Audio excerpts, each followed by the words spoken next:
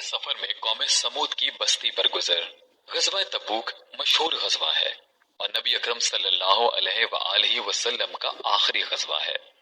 حضور اقدس صلی اللہ علیہ وآلہ وسلم کو اطلاع ملی کہ روم کا بادشاہ مدینہ منورہ پر حملہ کرنے کا ارادہ کر رہا ہے اور بہت بڑا لشکر لے کر شام کے راستے سے مدینہ کو آ رہا ہے۔ اس خبر پر 5 رجب سن 9 ہجری پنج شنبہ کو نبی کریم صلی اللہ علیہ وآلہ وسلم اس کے مقابلے کے لیے مدینہ طیبہ سے روانہ ہو گئے۔ چونکہ زمانہ سخت گرمی کا تھا اور مقابلہ بھی سخت تھا، اس لیے حضور اکرم صلی اللہ علیہ وآلہ وسلم نے صاف اعلان فرما دیا تھا کہ روم کے بادشاہ سے مقابلے کے لیے چلنا ہے، تیاری کر لی جائے۔ اور حضور صلی اللہ علیہ وآلہ وسلم نے خود اس کے لیے چندہ فرمانا شروع کیا۔ یہی لڑائی ہے جس میں حضرت ابو بکر صدیق رضی اللہ تعالیٰ عنہ گھر کا سارا سامان لے آئے، اور جب ان سے پوچھا کہ گھر والوں کے لیے کیا چھوڑا تو فرمایا ان کے لیے اللہ اور اس کے رسول صلی اللہ علیہ وآلہ وسلم کو چھوڑایا۔ اور حضرت عمر رضی اللہ تعالیٰ عنہ گھر کے پورے سامان میں سے آدھا لے آئے،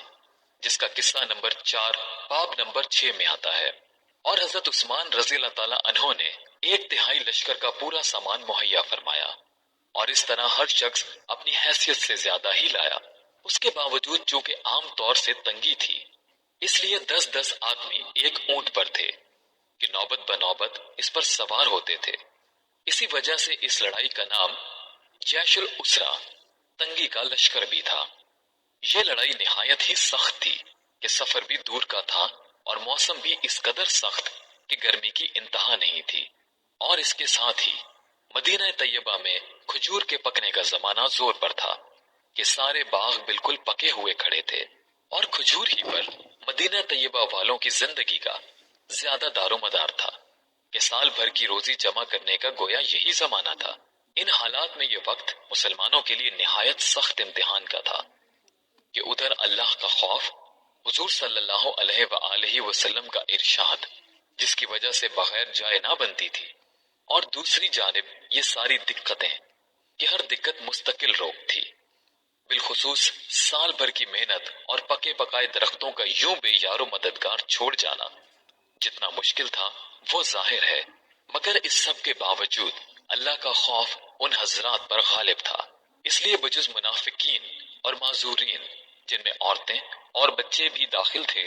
اور وہ لوگ بھی جو بضرورت مدینہ طیبہ میں چھوڑے گئے یا کسی قسم کی سواری نہ مل سکنے کی وجہ سے روتے ہوئے رہ گئے تھے، جن کے بارے میں آیت سورہ توبہ آیت 92 نازل ہوئی۔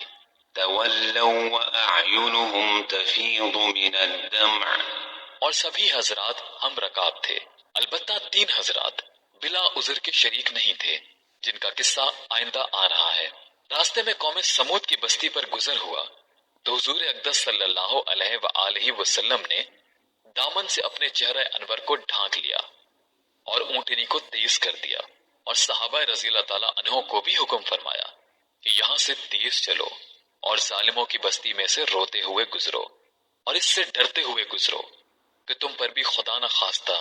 وہ عذاب کہیں نازل نہ ہو جائے جو ان پر نازل ہوا تھا۔